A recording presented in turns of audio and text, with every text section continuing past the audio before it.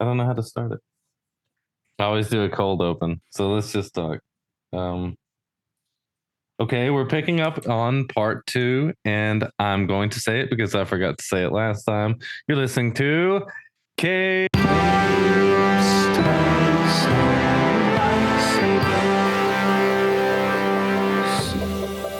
My name is Casey Jones, and with me is my co-host, LJ Solar. LJ, how are you today? I'm good. Good evening, Yeah, Casey Jones. you doing okay?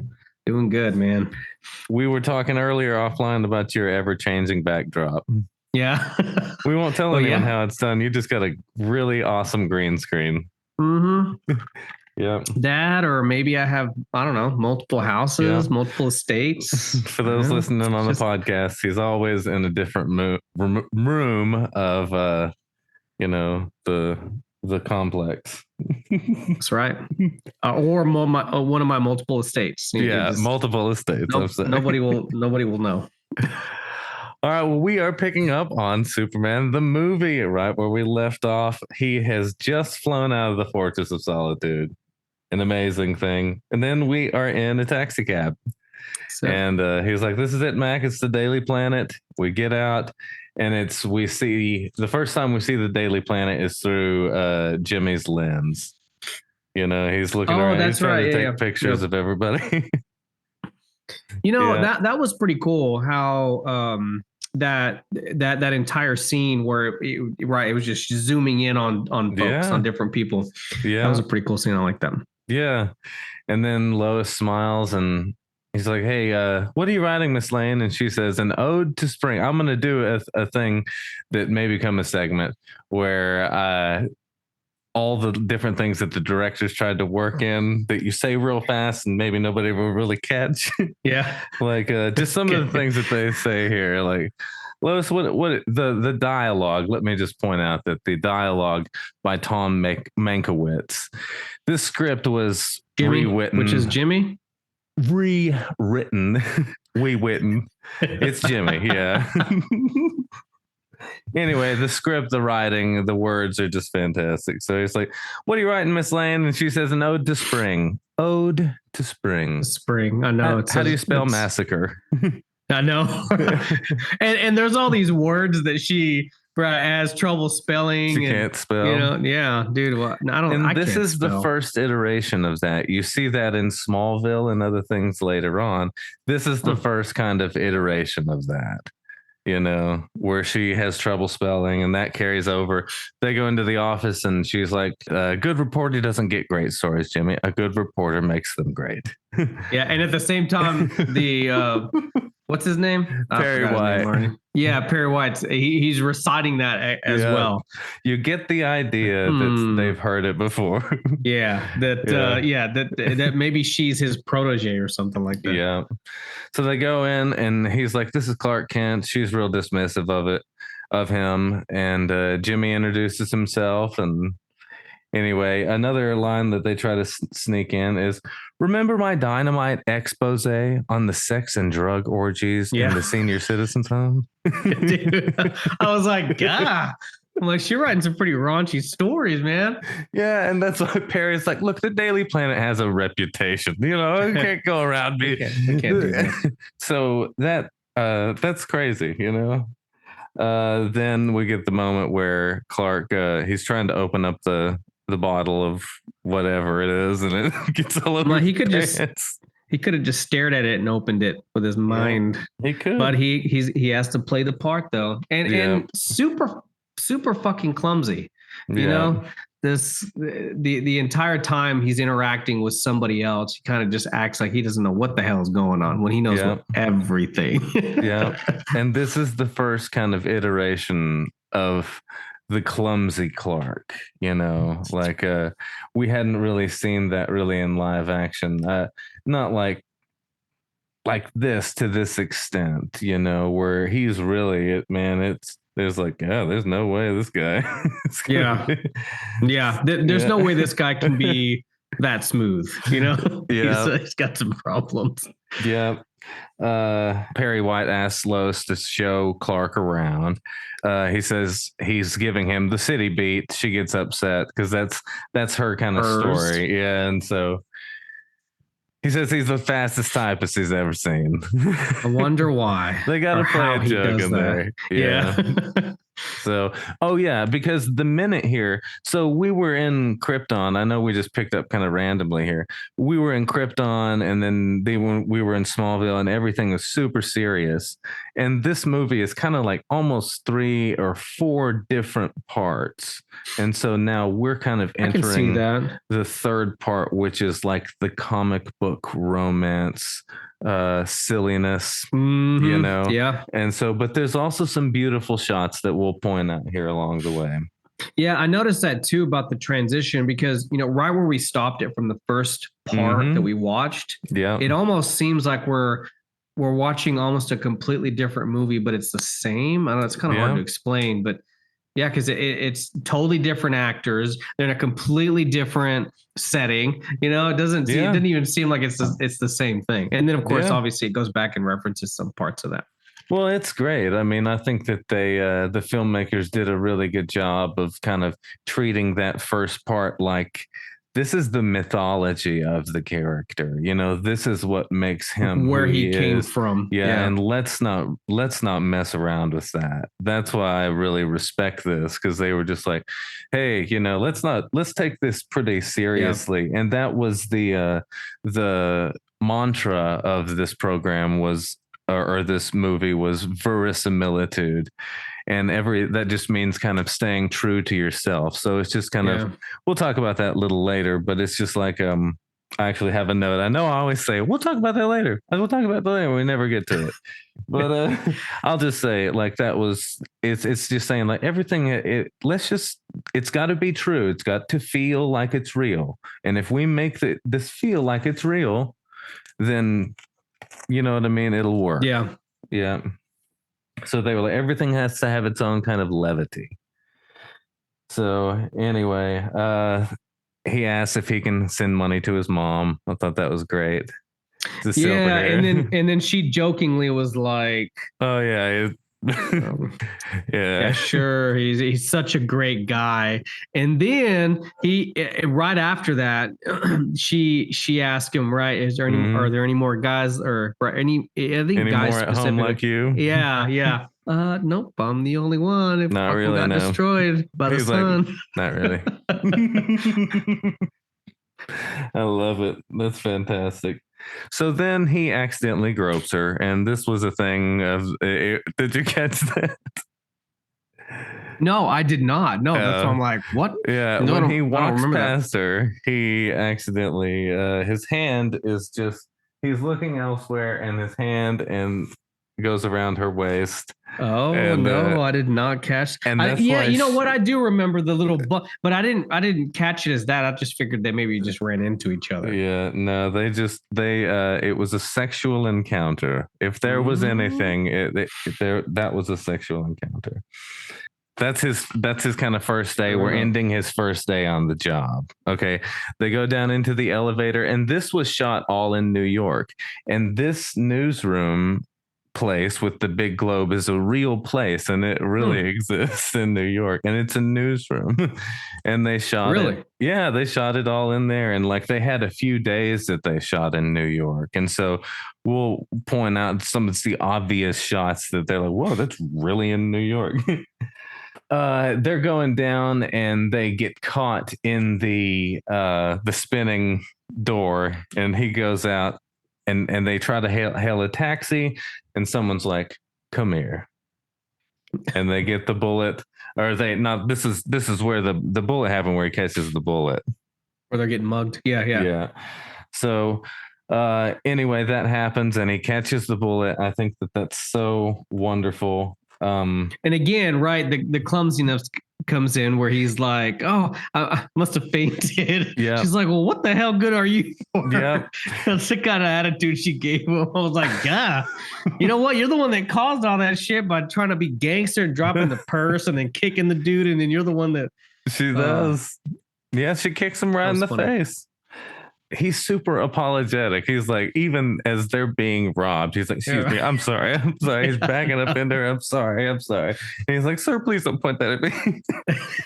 It's like, I can change it. I'm going to cure world hunger. Just watch. He's like, see, he doesn't really want to hurt anybody. I just love it. It's so fantastic. It's so genuine. It's just so genuine that he's like, see, he doesn't really want to hurt anybody. He knows all the items in her purse. 2 credit cards, a hairbrush and a lipstick, something like that. Anyway, how did you know that? I don't have that written down, unfortunately. I thought that I could remember that, but I can't on the spot, unfortunately. Yeah, it's a lucky guess. Then we run upon Otis. Boom, boom, boom. Boom, boom, boom. I can't do that. That music so matches the character as he's walking along. Totally oblivious to like him being tracked the whole time, because he just seems kind of this DTD guy just walking along, walking along. Oh my God, this actor is so good. You've seen him in other things, Ned Beatty. He's in countless other things, So anyway, he's walking down the street and the cops are following him.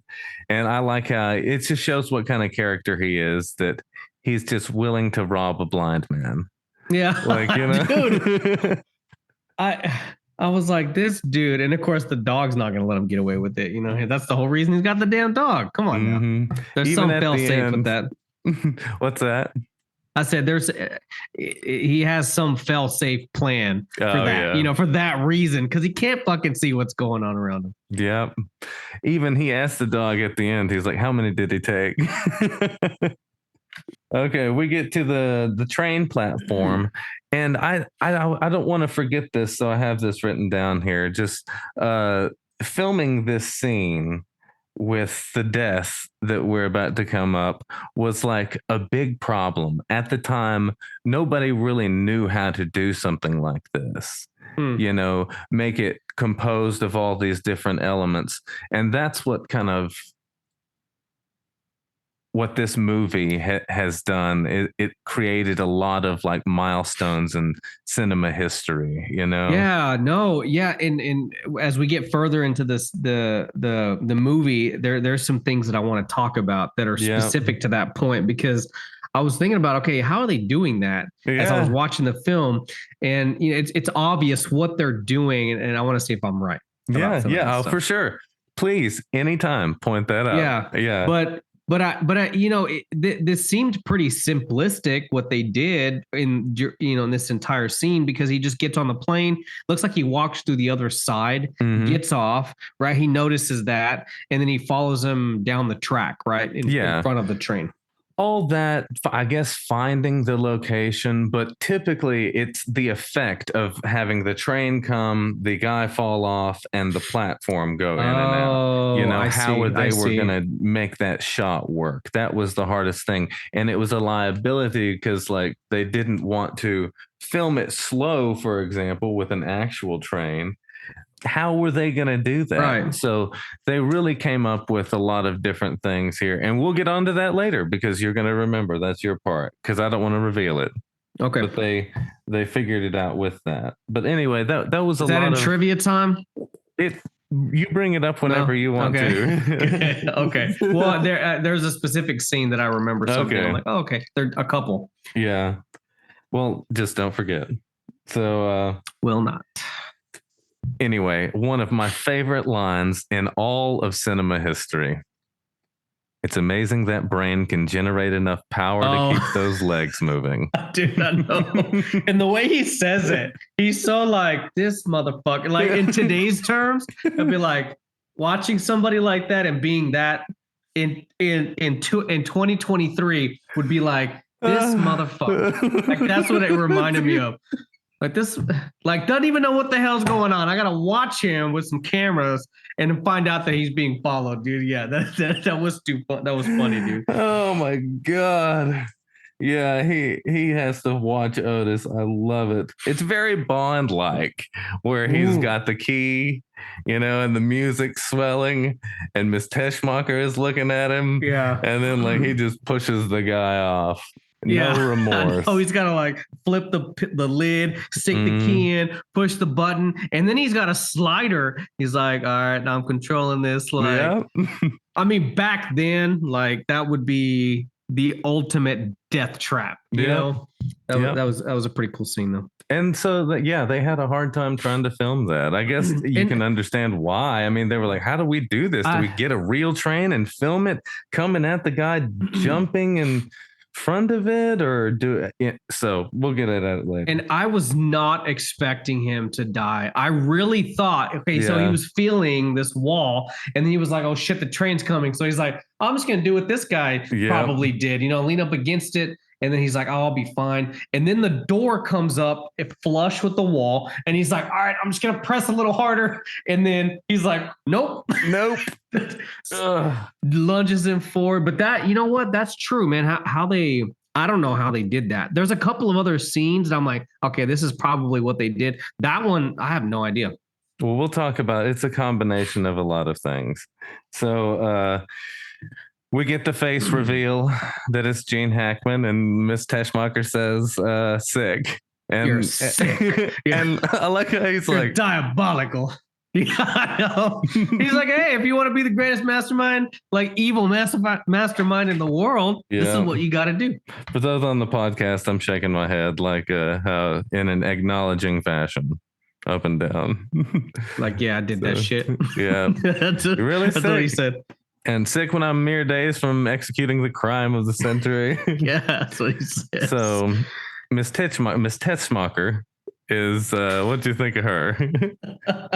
I kind of figured, okay, Lex Luthor being this, super rich dude in some like evil lair, because that's exactly what I thought this place was, like down in, the dungeon area of the freaking where the underground train was. Yeah. And then I was like, of course, he's got this hot girl with him, just kind of chilling out with him. And, she's like, yeah, and then the way she pops off though, because like she's like, you're like, just some of the things that he does is like, okay, I don't actually approve of this, but I'm still gonna hang out with you, Yeah, you're rich. She's like, there's a deleted scene where he says, "Life with me is." She's like, "I don't know why I stay with you," and he says, "Because life with me is never boring." Yeah, right. Like, oh, there you go. And then Otis walks in. And he's like surrounding him. Why do I surround myself with all these nincompoops? Yeah. And then in walks Otis, and he's like, "I'm back, Mr. Luthor." And he's like, "Yep, just talking about you." Yeah. He's like, this dude. He says he was followed. He turns around and spotted those cat-like reflexes. Just the writing here is so everything. It is, yeah. And he's like, I'm sorry. And he's like, just like this. He's like, is that the newspaper I asked you to get me? Yes. Why am I not reading it? Because I haven't given it to you. Yeah. Of course. Well, hey, you know what? He's just answering the questions, right? With facts, right? Yeah. That's exactly why. I have written here, Lex is asking obvious questions. He's just asking obvious questions. Like, why are you sitting there, right? Why are you Why am I not reading this?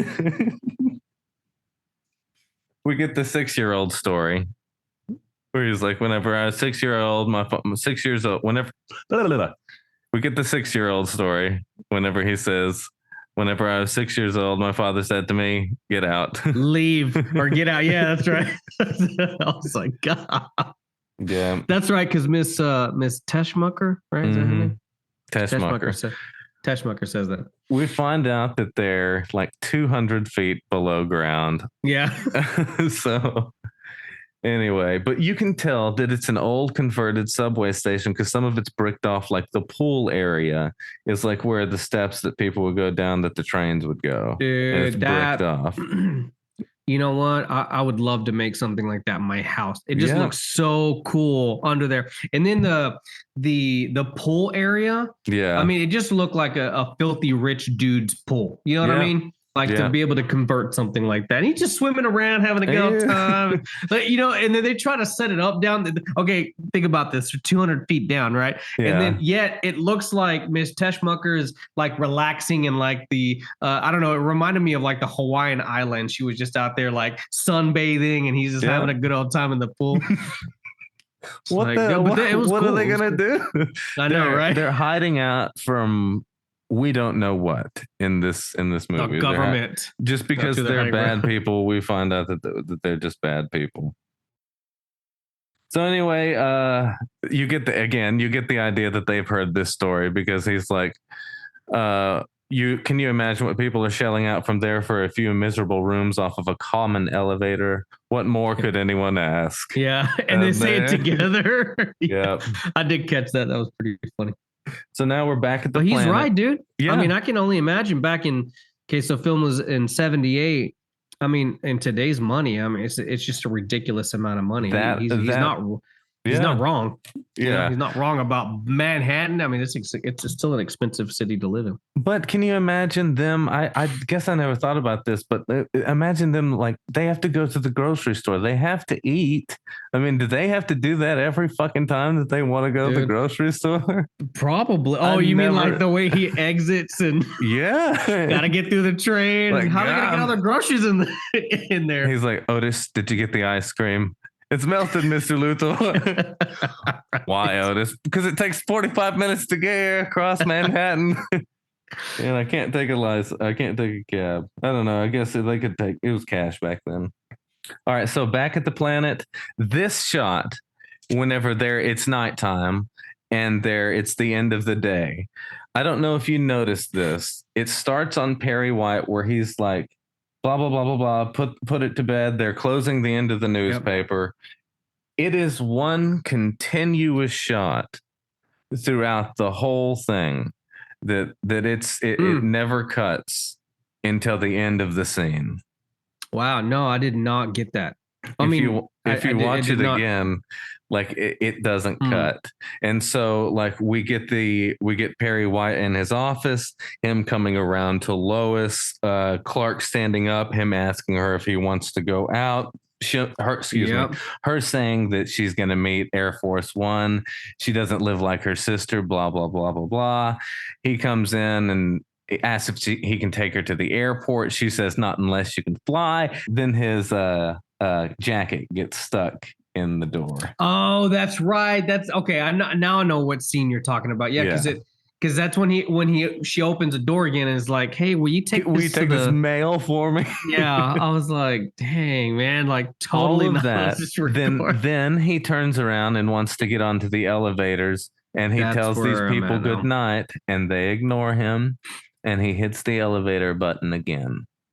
So all of that from Perry White saying, all right, put it to bed. That is one continuous shot through that set, that Daily Planet set. Like, yeah, I did not one take. So imagine, I guess I should have done this in trivia time, but it doesn't matter. Imagine how many takes it took for to get the jacket stuck in the door, to get all, just to get everything to time just right. I'm sure it was several. Yeah. To try to get it right. But that's crazy. That's Richard Donner. He always had a few of those shots, and there's a couple more that I'll point out later. All right. So, yeah. So I guess, I'm going to save this one for later. Okay. So anyway, he's on the elevator, and then we cut to the helicopter flying and to pick up Lois Lane on top of the Daily Planet. Yeah. So the cables start to go out, and then the helicopter gets stuck on the side of the building. Clark comes out. He sees her hat. Can I ask? Yeah. Can I ask here? Yeah.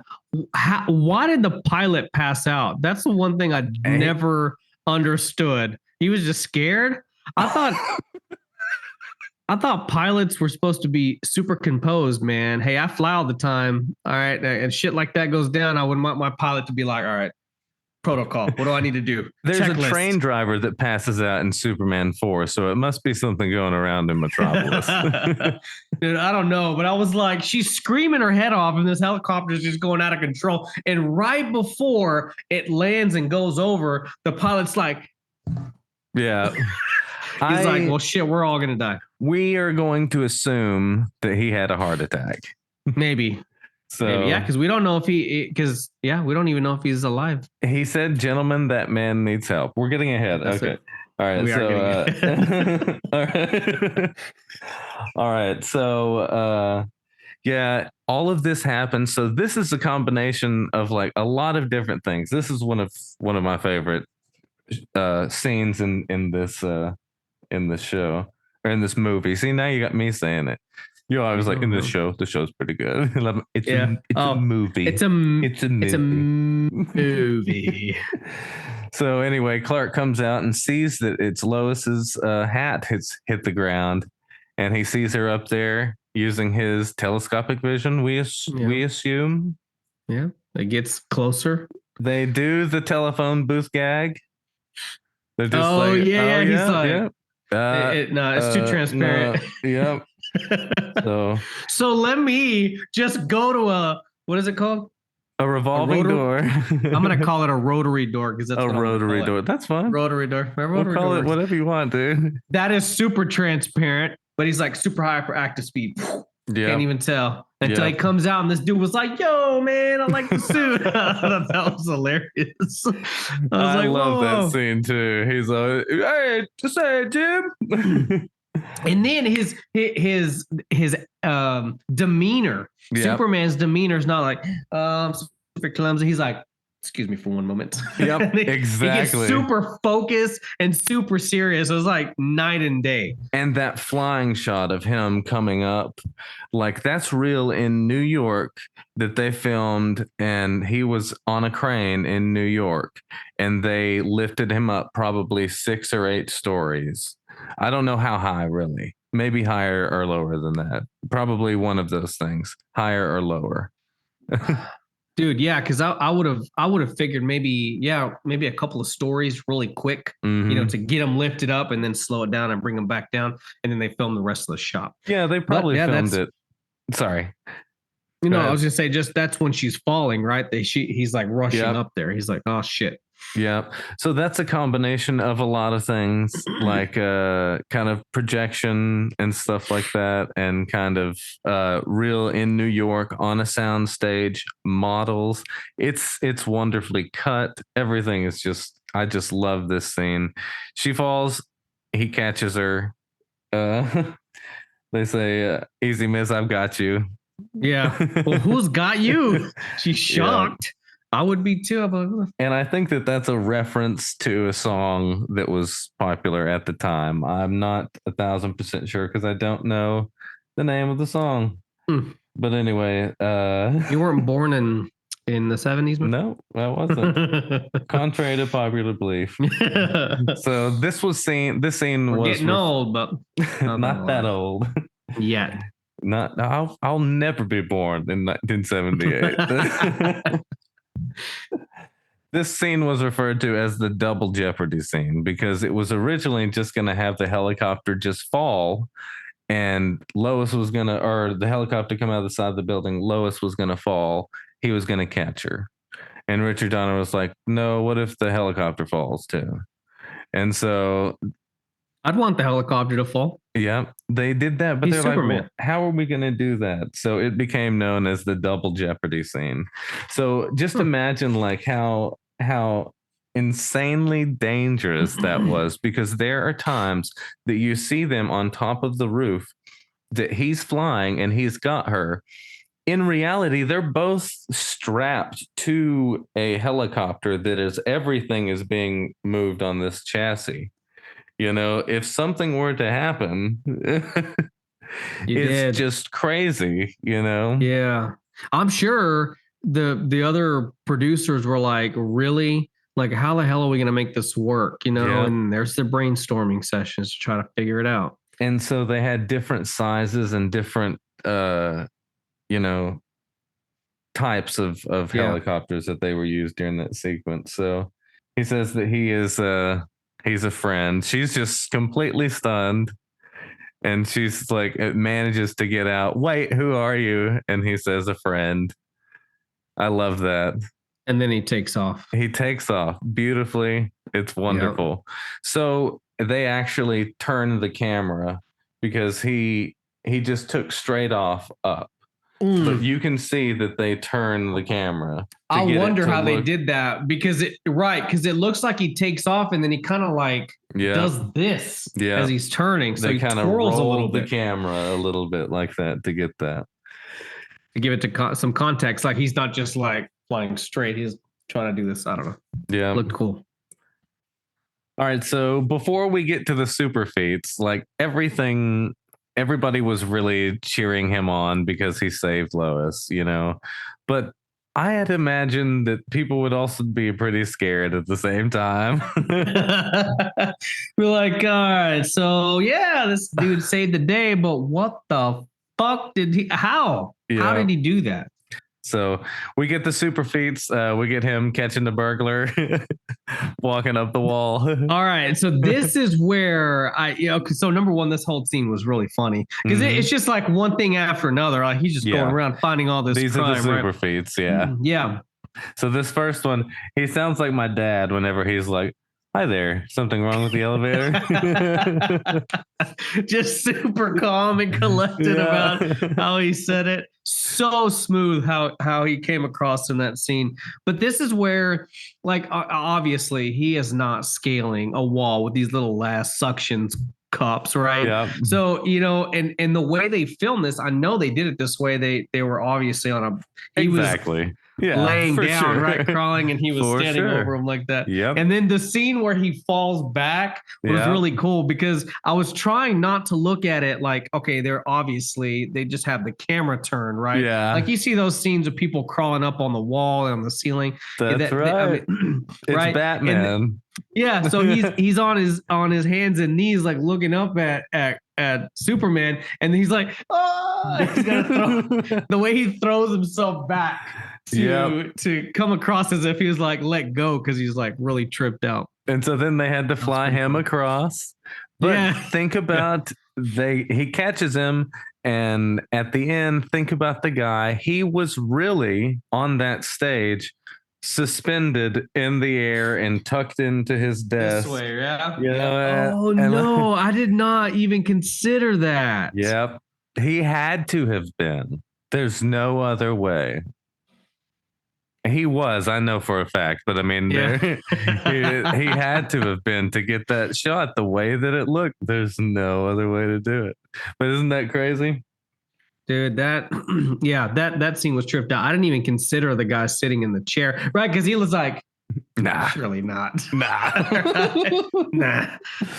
So he brings him down to Officer Mooney, and he says that confession's good for the soul. Listen, I'd listen to this man. Take him away, and he flies off, and that's one super feat. And then it's called a super feat. A feat. He's doing a feat of strength. He's showing. I see. This is the part of the movie where he's showing what he can do. So it's just they're feats of strength, I guess. I don't know. That's what I'm calling. That's what I called him, LJ. I don't know, dude. after he gets done saving Lois, he's like, "Well, shit, I'm still dressed. Might as well go save some other people. Yeah, or stop crimes from happening." He does. So he's like, yeah, why not? It's great. So he chases the boats, the cops, and the cops are chasing the robbers, and then he gets on the boat, and they do the bad vibration scene. Where I got the good vibrations. I know they smack this dude. And he's like, nothing happens to Superman, of course. And then we cut back to the same cop, Officer Mooney. He's trying to explain to his superior at the time that a man with a big red cape and bright red boots dropped this thug off to him. And he's like, and then he flew off into the night. And what would you think? He's like, you're drunk, Officer Mooney. Go back to Murphy's Bar and continue what you started. And he gets, he's like, look, I'll meet you there after a little bit. And then he sees him for himself. He sees him for himself. He comes out, and the yacht that we just saw in the previous one, Super Feet, is now in the streets of New York. Right. He's like, I'm just not gonna. No shit, like seriously. Damn. So they towed this thing just for that scene. Yes. I didn't even really consider that as an actual boat in New York City. I thought it was some set. I was like, this has got to be a set. Okay. The boat, most of the boat scenes, like with him on it, are done a certain way. And we'll talk. That's the main thing. Okay. We'll talk about that at the end. Yeah. So all the New York stuff, like with the boat there, I think that's all really just shot in New York. We always talk about New York. Hey, go to New York. Yeah. And all the outside stuff with the people screaming and Clark running up to the phone booth and stuff like that's all in New York. Yeah, I figured maybe because that looked legit. And even like, you know what, even further back when they're filming the helicopter coming in and landing on the building, even the footage from within the helicopter, that's real. It is. That's real. All that's real. So they had to go shoot all these flying things. We'll talk about that, how they got in trivia, because I do want to. Okay. I will touch on that. So then anyway, he's like, "All right, let's go to the bar right now." He's like, "I'll buy you a whole bottle." Yeah. And we get the famous this scene where he's flying. There's a shot where he's flying, and I think it is the best flying shot in the entire series. And then he comes down and he gets Frisky out of the tree and gives it to the little girl. Yeah, that was cute, because it was almost like, he's there to truly do good for the world. Like, he's going to stop these guys, of course, going to help the law enforcement get this under control. But then he's like, oh, there's this little key stuck in the tree. I was like, oh, the little key for the little baby. And dude, the next part though is super fucked up, because it's like, oh, this is so cute. And then the little girl walks in. It's like, mommy, you never guess what happened. Bitch, I told you not to never talk about. Dude, just smacks the shit out of her in the scene. I was like, what the hell? Oh, dude, I was like, that whole scene was ruined. She's like, haven't I told you to stop telling lies? And that's what you hear. You're like, so funny. Dude. Yeah, I love that. And then so now we're back at Lex's lair. Everybody's talking about Superman. He's all over the news. This is very important, because I just want to say, like, this is how Lex figures out that he's an alien. There are two kind of things that Lex figures out, and he has to know them in the story, and so he figures them out. So this is how he deduces that Superman is an alien. This is what he says. They're like, it's some sort of fantastic hoax. You with me? This is where she's watching TV. Yeah. He's like, some sort of fantastic hoax. And she says, Lex, do you think this is real? And he says, if it is real, he's not from this world. And she's like, why? Because if any human being were going to perpetrate just a fantastic hoax, it would have been me. That's going to be me. Yes. And so... Of course, with his just like his attitude and his ego. Pride, his ego. He's like, anything that's great, it's because of me. Oh my God, it's so good. But that's how he deduces that he's an alien. That's how he deduces that he's an alien. So then we get the wonderful robe scene where it's just it's not even mentioned. They didn't even say it. Like it's great. It's great. I love that. And he's like, by the way, Otis, next time put my robe on after I'm out of the pool. Yeah, right, dude. Because the whole time I was watching this, I was like, well, you know what? He is rich. He can do whatever he wants. I wouldn't personally want to put my robe on inside the pool. Walking around. He says that, right? He's like, oh, I'll just get these low level people to clean up for me, whenever I come out of the pool or whatever. That's what I was thinking this whole time. Yeah. And then he finally said it. I was like, okay, great. He is normal. He doesn't want to put anything on like that while he's in the pool. Yeah. I like how he says Otis is just like, look, Mr. Luthor, maybe this guy that flies is just kind of passing through, you know? And Lex is like, passing through, not on your life, Otis, which I would gladly sacrifice, by the way, for the opportunity of destroying everything that he represents. It's just the writing is so wonderful. Yeah. Do you like that scene? I did. I thought it was funny too. Miss Teschmacher. Oh, and we also find out that Lex wears wigs. That's where we find out that he wears wigs. He's fluffing the bed, right? Or the pillows, and he's like, yeah. What's this? He's like, oh, okay, I'm gonna go put it back real quick. All right, so now we're back at the Daily Planet, and Perry White wants the exclusive with the name of this flying whatchamacallit. That's right. He didn't know what's happening. Yeah, because everybody's calling it something else. And he's like, no, we got to have it. I want the exclusive. And this is just so good. So I want to point this out here that, let's see, Lois gets a note from someone tonight at your place, hopefully a friend. Okay. So we know he said that at the end where she's like, who are you? A friend. So we also see Clark notice that she gets the note. Yep. Because he's behind her. Yep. We also hear some of the stuff that Chief turned down real low. Chief is asking, what's he got under that cape of his batteries? Or maybe that's later on. Does he have a girlfriend? What's his favorite ball team, Kent? Right, and he's like, "Oh, I don't know. I couldn't tell you that." And he's like, "I don't." Him the whole time. The whole time. This line here where he's like, "Yeah, I don't care. Whoever gets it is going to have the biggest interview since God talked to Moses." Yeah, I was like, "Damn, dude. Oh, that's an interview right there." Yeah, typical Perry White chomping on the cigar. We get a telephone ring to transition us to Lois's apartment. It's a little after 8, I think. She's drinking. She's getting loaded because she feels like no one is going to come. She assumes, I assume it was Superman. But yeah, so he comes in and this is just a perfect landing on the balcony.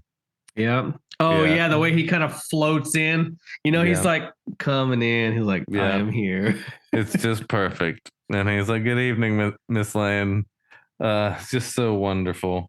This was actually, I just have it written here, so I'm going to say it. This was actually the audition. There were a couple scenes that they auditioned actors and actresses for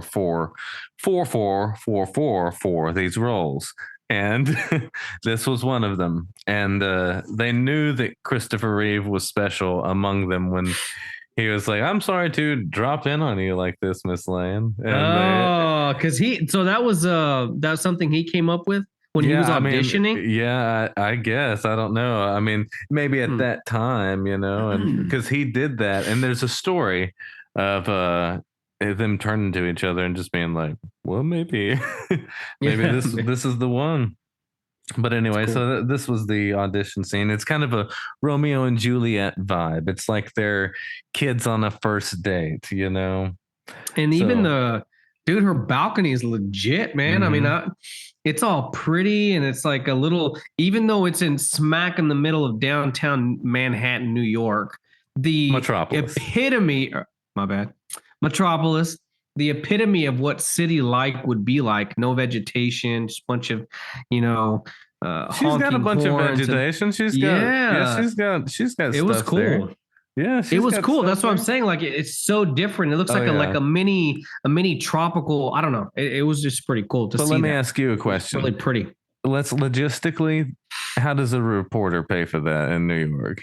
That's true. And that's a nice apartment, man. And it's way up there. It's the penthouse. Yeah. Suspension of disbelief. Yeah. So she's a millionaire. She's an heir. This is one of the two. There's a couple mirror shots in this where you're looking in the apartment and you see Superman through the mirror, and you never really kind of take your eyes off him. It's a quick shot. I see. I've always just I didn't loved see that. that.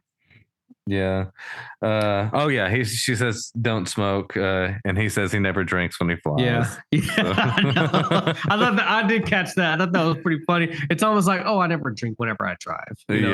Yeah. Exactly. Yeah. So then we begin the interview, and it is just awkward city here. You know. It's so like sexual innuendos thrown out left and right. It gets kind of like it gets a little bit romantic, you know. You can tell they're flirting with each other. It's super obvious. Yeah, you know, it's great, and they play it so well. I've heard that how big are you, how tall are you was actually a mistake, and they kept it in. I don't know. I can't confirm that. I swear that she was thinking about something else. You know, being like, how big are? I mean, yeah, I don't know. I mean, maybe it was real. I haven't read the shooting script to that level of detail.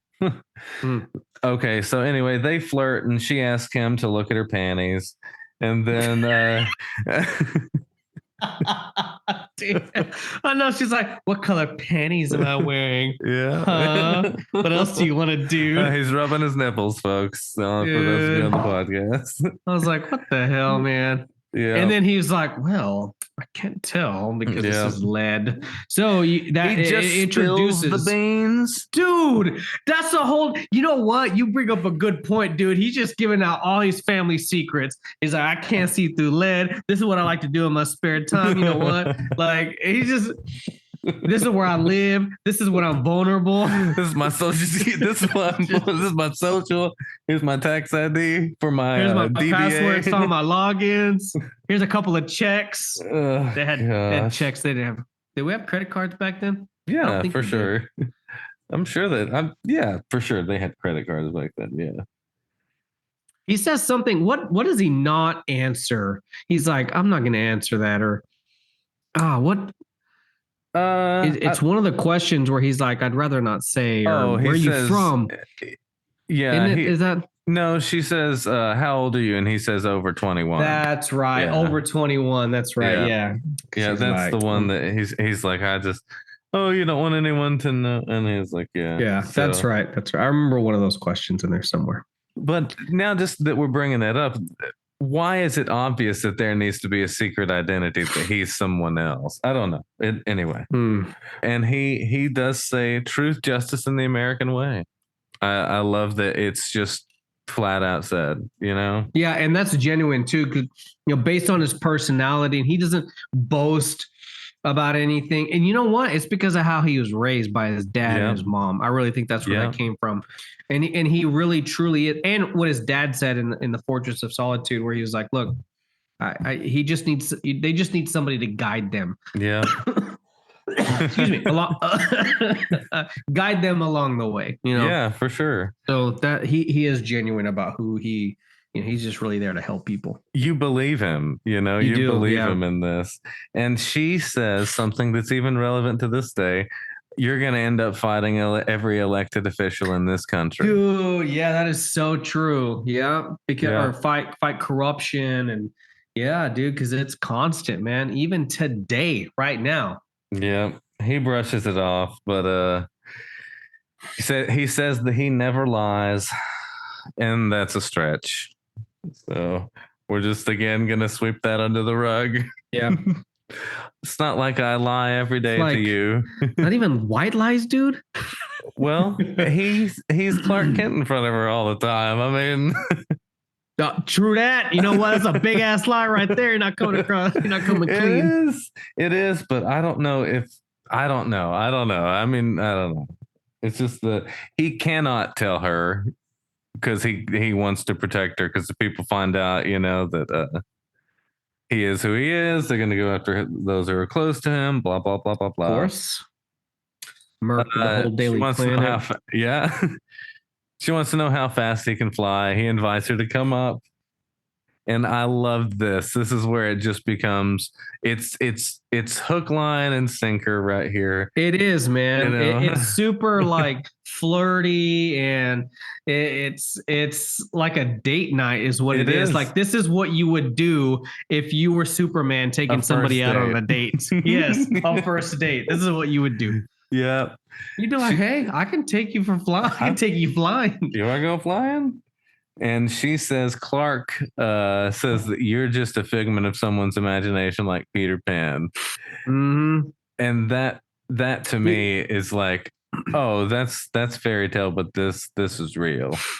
And there were a couple of parts where she didn't really want to like get too far from him. She wanted to stay close. Well, of course, who wouldn't? Like, I'd be like, what the hell? Yeah. And event, it's like she's almost learning how to walk again, but she's flying because she's like, I don't want to let go. I don't want to get too far away. Yeah, I like this, and you know, most of this is we'll get into. I guess let's just talk about the flying. Most of it was done with front projection, and so in our last episode for this show, for this movie. See, I'm still doing it. Not episode for this first part of the movie. in our last episode of this podcast for this movie, we'll watch something that goes over front projection and I'll show you how they did all this. But basically it's just them in front of a huge screen, and they're flying. They're either on wires or on a gimbal, and that's removed later, painted out by hand, frame by frame. And they're like, that is insane to think that somebody sat there and like removed that the whole time that because if they're in front of a huge screen, then it's just playing in the background, right? And all the times that he was on set and interacted with someone and flew off, he was on wires. And so the wires the whole time had to be digitally removed, not digitally, but, you know, painted out. And so like, how do you do that? Like, that doesn't even sound like, so you'd pause the frame and you would just with your mind fill in what should be in the frame. Like, this is a building, so you're just kind of painting in that small little line going up. So it's crazy. There's more about it in this thing that we'll talk about later, but it's amazing to think how they did that. That is crazy. There are times where they're being lit and they're flying past something and the lighting interacts with them. They had to plan all that out and shoot actual footage flying in a plane or something like that, and then have to know where they're going to match that up and what they're shooting, what they're telling them while they're suspended in the air.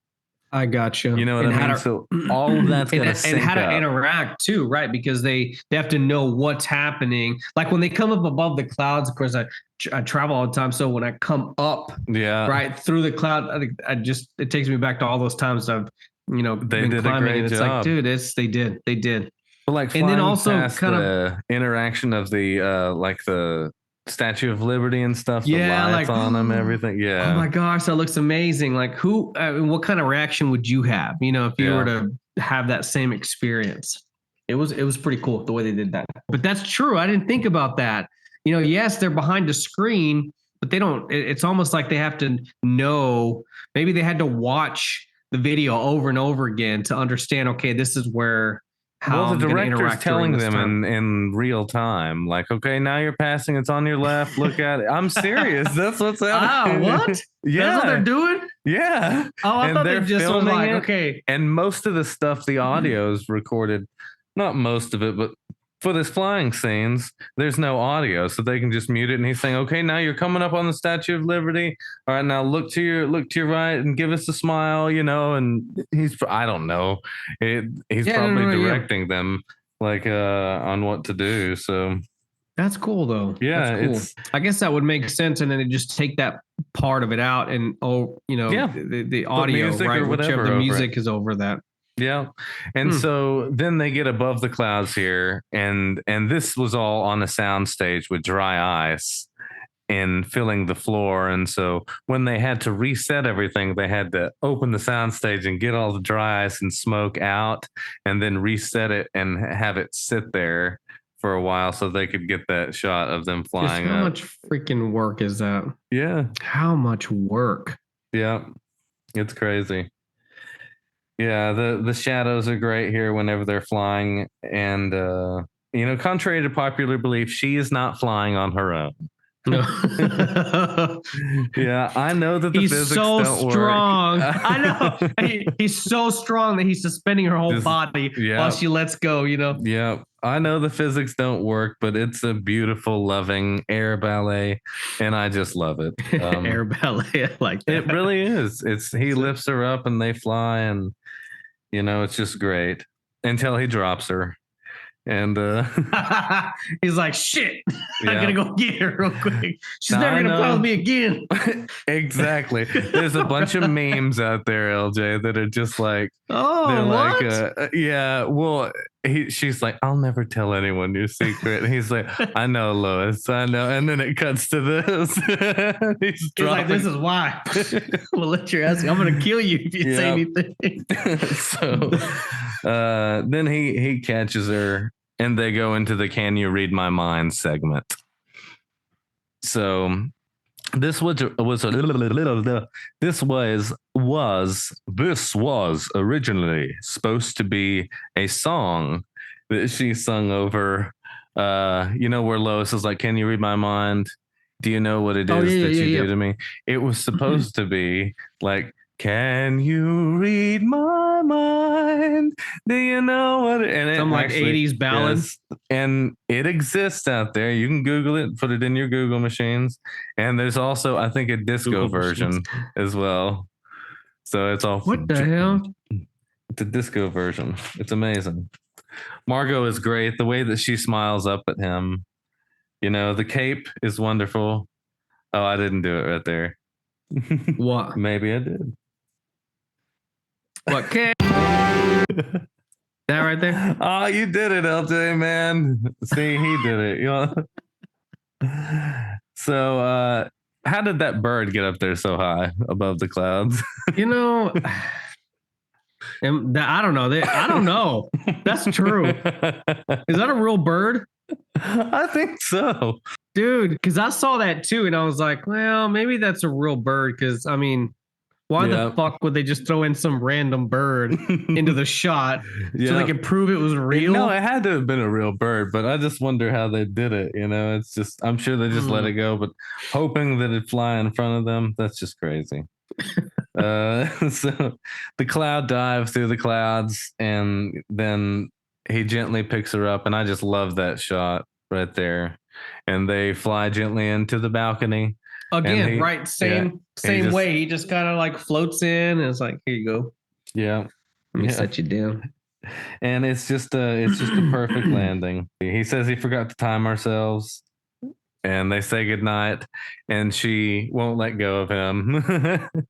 And then he asks if she's okay, and then they say she's in love. That's for sure. She's in love. The look in her eyes is just wonderful. So with them flying in, there were times, because no one had ever done this before, and they were controlling it. And Christopher Reeve has talked about where they would just come in for the landing on that, and they would just drop before the. Let's see. And there are pictures of them on the takeoff, like going. He's like, sometimes we would just need to stop, and we would just keep on going and going, and they'd have nets so they could catch each other and stuff.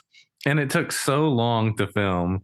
And Margot Kidder has told a story that she's like, Christopher Reeve was so passionate about this role, and he was like, don't you ever stay in character? And she's like, Clark, she's like, oh, Christopher, it's been like 9 months and I've been Lois Lane for a year now or something like this, and all I have to do is smile and look left because they're all flying like that. Okay, so we can talk about this.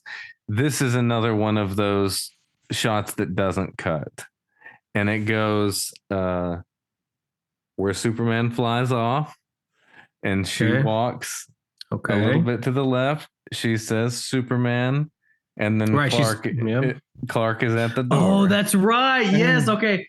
Yeah, I did. You know what? That is one continuous shot. It never breaks because he flies off. And in that one scene, though, where you can tell it looks like just a big screen in the background because it kind of shakes a little bit, right? It's not the same. So I saw that, right?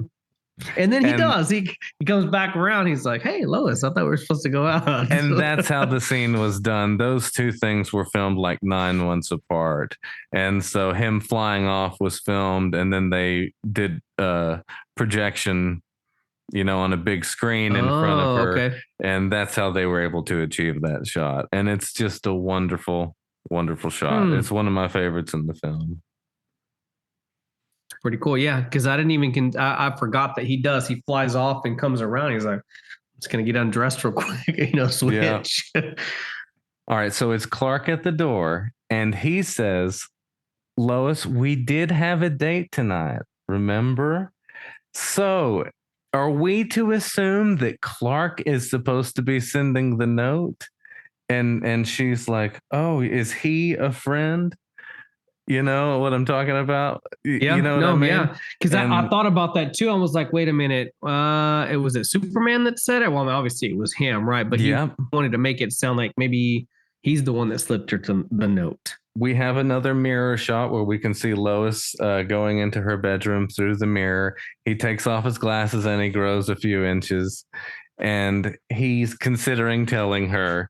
Now, what I don't understand is, what is he actually going to say? Is he going to say, Lois, I'm really Superman, that thing that you just whispered under your breath just a couple seconds ago? And, I heard you from a block away. Yeah. I mean, what is he going to say? I've never understood that, So he chickens out and puts the glasses back on. Nervous about tonight, and he's gonna show her the time of her life. That's it. That's all he can do. Then he says, I was just hoping we could maybe go for a hamburger or whatever you wanted to do. That sounds good to me. Yeah. And she says, that's Clark nice. And he looks back and's like, I did that. Yeah, right. He's like, I'm the one that started this whole thing. Shit, I just hit my mic, gangster. Oh my God. And if you can believe it, LJ, that's actually the end of where we were supposed to watch to. Oh, was it? Yeah. I thought it was a couple. Well, maybe I watched a little bit past that. So yeah, we're supposed to end at the end of the first date. That's right. Yeah, because it was right. That's it, man. Yeah. So yeah, what did you think about this section? This one, like I said in the beginning, it was it seemed like it was two totally different movies from the first scene or the first 45 minutes that we watched, and then they're in the city after he takes off from or after he gets older, right? Mm-hmm. After how many years? 12. What was it? 12 years, right? Yeah. And then he gets older, and then it's like two different movies, but they're the same thing, Oh yeah, it is.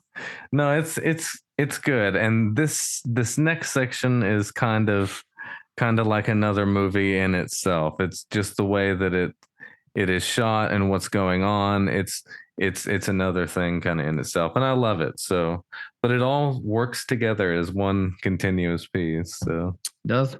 Yeah. Do you? What time is it here? Before we let me see. It's 8:42. It's trivia time! Trivia time! Did you really do that on purpose? Son of a bitch! No, I did not. I really thought you were asking me what time it was. And we were talking about it earlier. Dude. I was thinking that you were gonna know about it. No, you really asked me what time it was, and I looked at my clock because I'm in Eastern time. I got work. It says 20. It's 21:43. It says 9:43. And I was like, oh no, it's 8. I got it by you. Well, it is indeed trivia time. I'm gonna be prepared for next time. No, you're not. How do I still not know that we fucking do trivia time every time, and I still don't know it? I don't know, man. All right. So while they were filming in New York, there was this big ass blackout in 1977.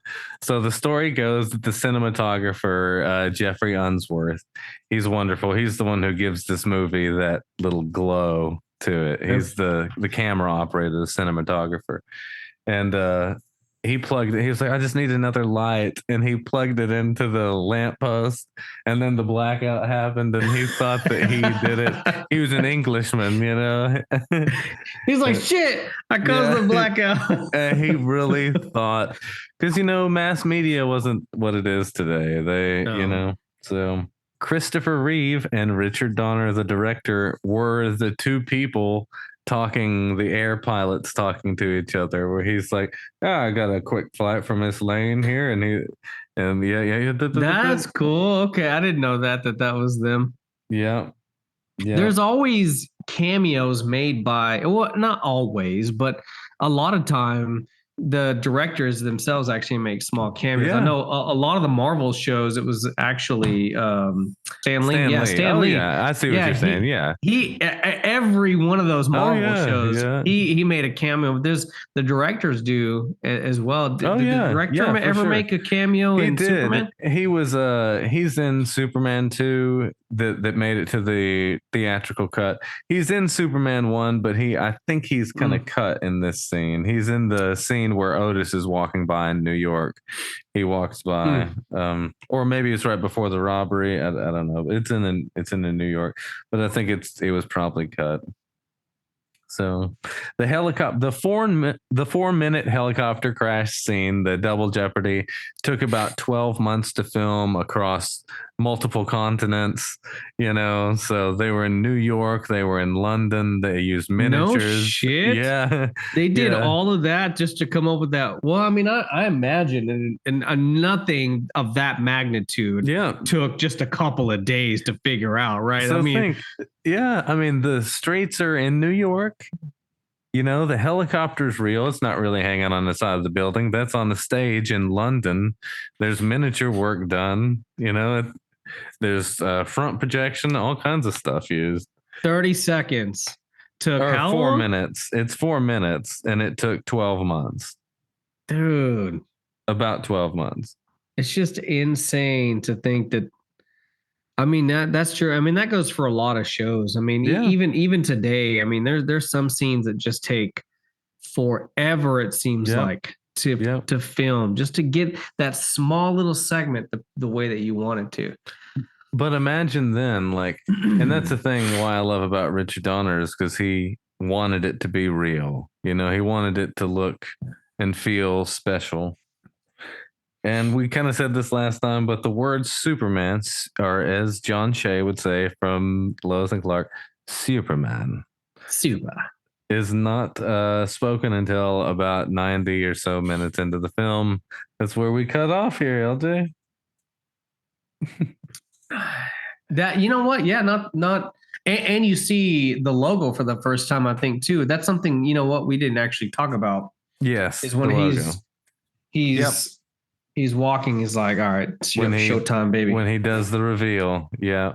I think that's great. Him running across the street, a real car comes and he pulls it open into the camera and it kind of fades away.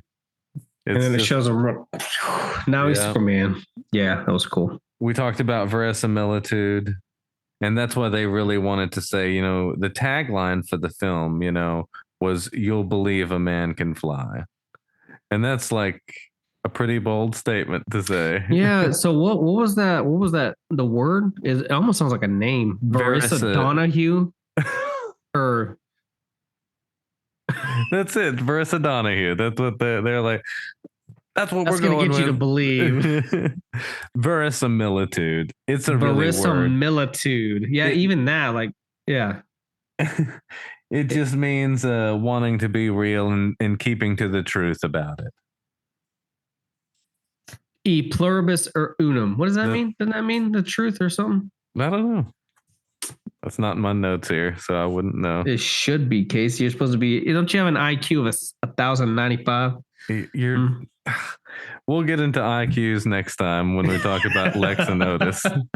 Yeah, the drastic difference there between the two. So speaking what about does Lex, e pluribus una mean? Have to find out, dude. He's pulling out his one from many. According to www1. One from many. I was way off. You were way off. That's okay. But that's good job for trying. So you get an A for effort. So we talked about last time about how Marlon Brando and like Gene Hackman, like I know you like Marlon Brando. They were hired and they really kind of made the film take off, and they're like gave its legitimacy. And so Gene Hackman had a mustache at the time, and he did not want to shave it. And there are posters of him out there like with a mustache and stuff. And so when he met Richard Donner had like a goatee or maybe a mustache or something like that as well. And he was like, I really want you to do this film, you know. He talked him into it. Richard Donner is an amazing person. If you get to see footage of him, he passed away not too long ago. But if you get to see footage of him, he's just full of life, and he was a great director. And anyway, he's like, I wanted to do the project. And he was like, okay, well, what about the mustache? And he's like, well, we'll talk about it. You know, let's talk about it. Let's just get you on set. And he says, well, I don't know. He says, well, how about if you shave yours, then I'll shave mine. And he's like, well, we'll see. We'll see. So they get to the set, and Gene Hackman comes in to set for his first day, you know, going to do makeup test and wardrobe test. And they're like, okay, what about the mustache? And he's like, okay, well, we're going to shave it. So they shaved it, and he came out, and Richard Donner was like on a scaffolding or something, you know, on like shooting in the Fortress of Solitude, probably. And then he's like, okay, Dick, you know, I shaved off my mustache. You got to shave off yours. And Richard Donner went, oh, no, he didn't. he peeled it off. He had that planned the whole time. Because he knew that he wanted to keep it. Yeah. And he was like, I'll make you this deal. He's like, you already did it, man. You already shaved it. You have to do it now. Exactly. Yeah. So. And yeah. He got him good, I'm sure. He was like, really, dude? he was happy that he did the film. Gene Hackman is just wonderful in this. He is, dude. His acting in the show, the way that he portrayed Lex Luthor, it's classic, man. I mean, it's just this type of acting, and I don't want to say this type of acting, but his style. And you know, there's just some movies that you just remember actors or actresses, excuse me, because of how they acted and how powerful their acting was and what it made you feel. And he's just one of those people, man. Yeah, the whole cast in this is just wonderful. You know, so that's why it sets it up for all that epic stuff on, you know, on Krypton, that, hey, this is really going to be something special. So it all started with Marlon Brando. Yeah. Man. Can you imagine? Well, we will wrap it up next time and finish the end of this. Then we'll talk some effects and figure out what we're going to do after that. So we got 2 more episodes of Superman. Are you enjoying it so far, man? Yeah, dude, this is, I can't wait to see the next segment. And on purpose, you know, I want to watch the next 45 minutes or whatever we decide to do the next time. But I'm like, you know what? For the element of surprise, because there's some things that I remember and some things that I still, you know, when I watch it and I'm like, oh, it's like the first time I'm seeing it because I completely forgot about it. So it just makes the experience just that much better. I can't thank you enough. Again, I know I tell you all the time, I can't thank you enough for joining me all this time. It's so much fun. I hope we can continue to do this down the line. So all day, every day. Well, maybe not all day, every day, but no, he said it. You heard it, folks. He said all day, every day. So we'll edit the rest of that. Cape. Just kidding. No, but can't thank you enough, man. Always a pleasure to see you. Anything else going on in your world? Likewise. No, man. No, just Same old shit, different day, man. This is the highlight of my week, though. Yeah, me too, man. It really is. So we'll keep it going. All right. Well, thank you guys for tuning in tonight. My name is Casey Jones. And I'm LJ Solar. And you've been listening to K.